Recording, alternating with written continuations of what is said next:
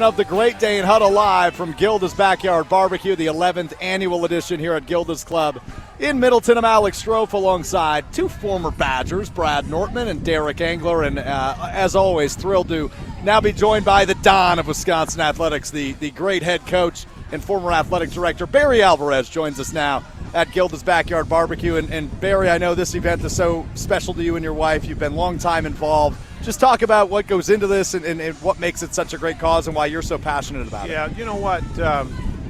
Years ago, we were looking for a charity to be involved in.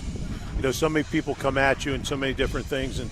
And Cindy, probably a few years before this was open, said, you know what, I'm going to find a charity. We had been in Arizona, and we saw Lute Olson and his wife Bobby, who we knew when we were at Iowa. And they were talking about their charity there in Arizona. And Cindy said, we've got to find our own charity.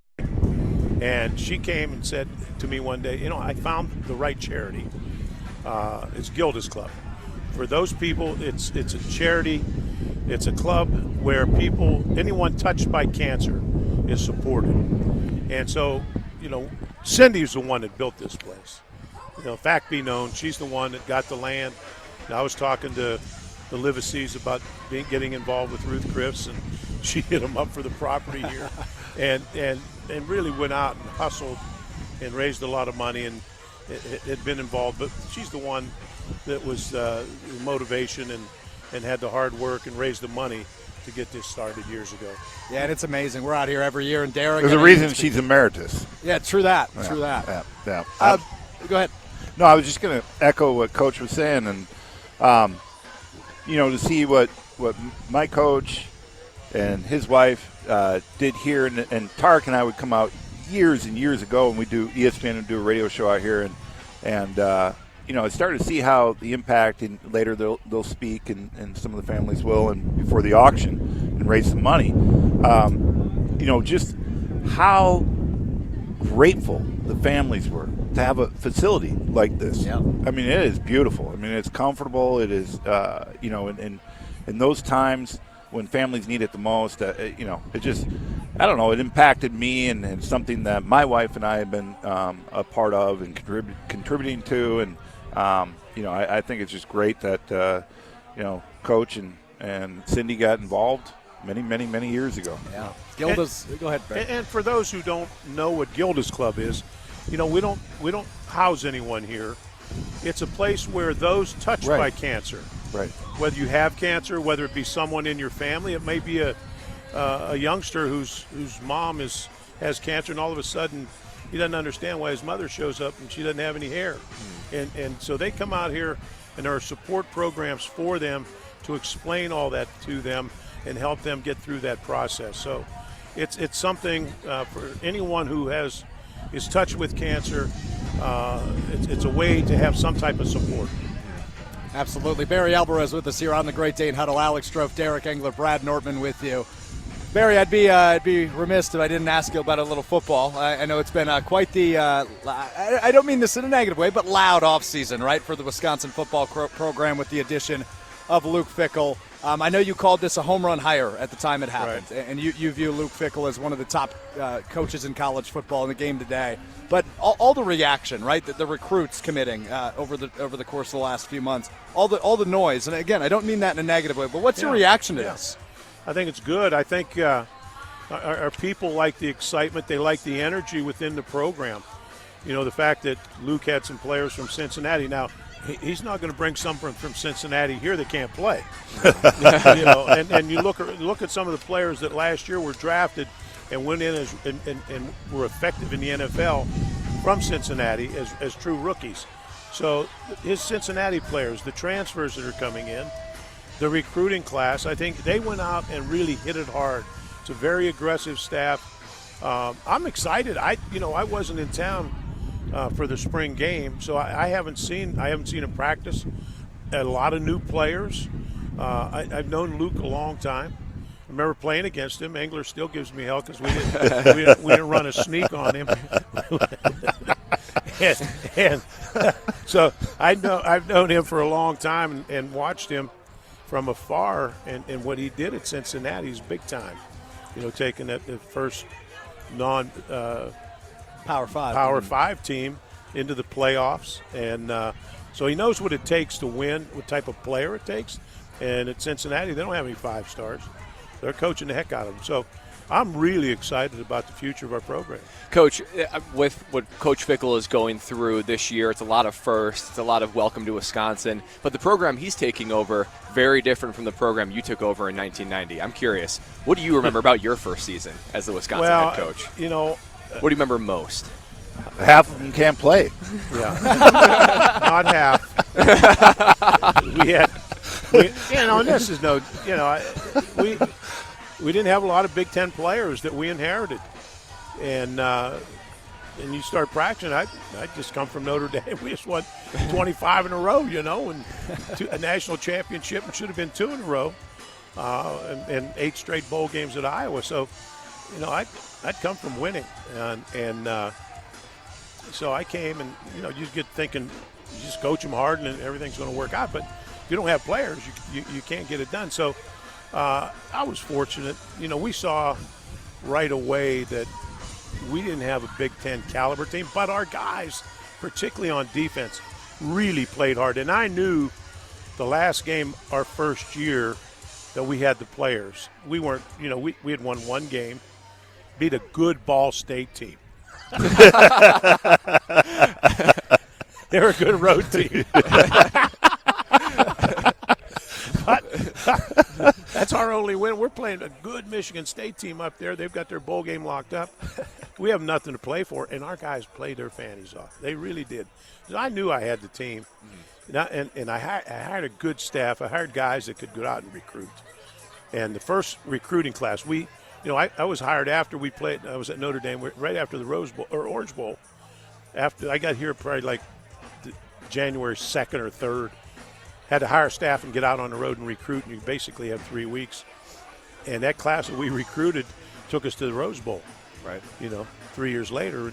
And so we knew we just needed a little time. We needed to restock the players. Mm-hmm. There just weren't enough Big Ten players on campus. But we were able to do that and get competitive quick. Coach, I got to ask you, obviously good friend, former teammate of mine. You mentored him. Chris McIntosh and what he's done in the short amount of time obviously was not easy, and those decisions were not easy. The hockey tradition and program that at the University of Wisconsin is well known, and it has fallen off. And, of course, we know where we were trending football-wise, and that he had to make a decision. And what are your thoughts? Because, Mac is, we all your players took principles, that you taught us as a foundation, and how we had success in whatever career or whatever we were doing in life.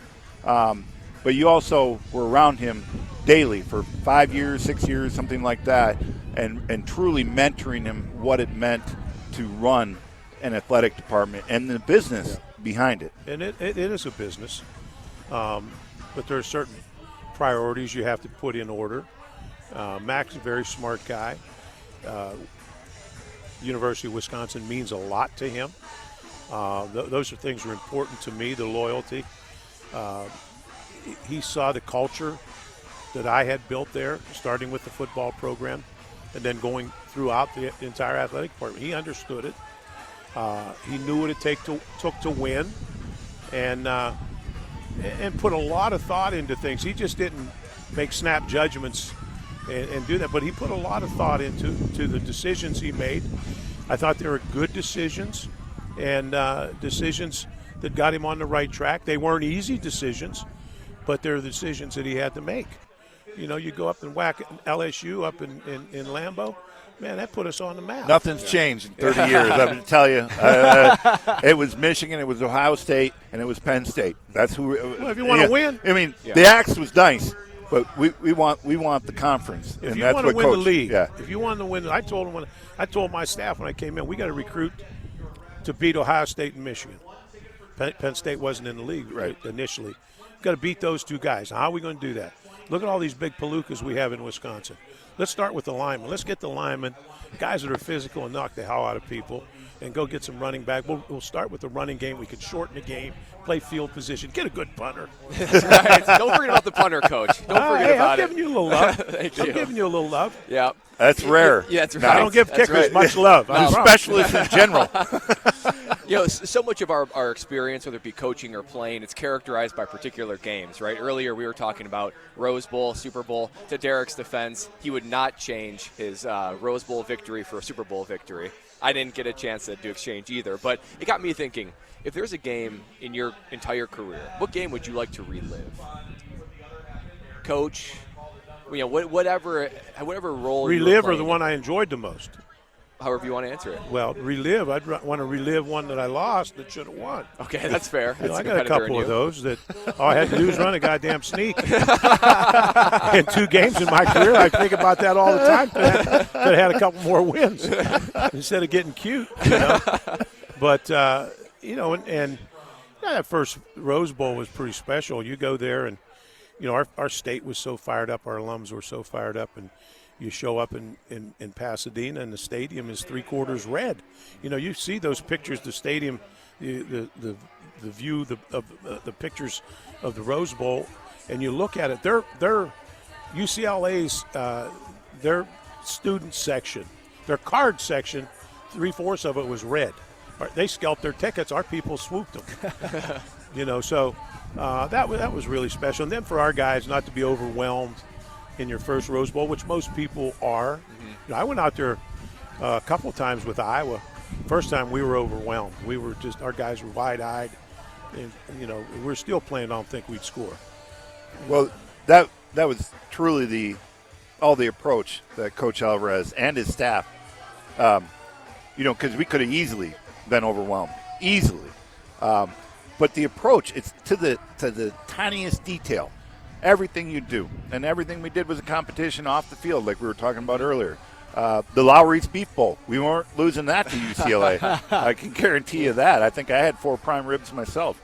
I think to be able to go into that and run out of that tunnel and see 80,000 Badger fans at UCLA's home stadium, and not to be overcome by that, but to have the confidence that we're going to kick their ass and we're going to win this ball game. I think we lost 2 guys in the interim, and I mean, 2 of our better offensive players. Yeah, because that's how feisty it got. They got feisty before in pregame. Yeah, they can you believe this?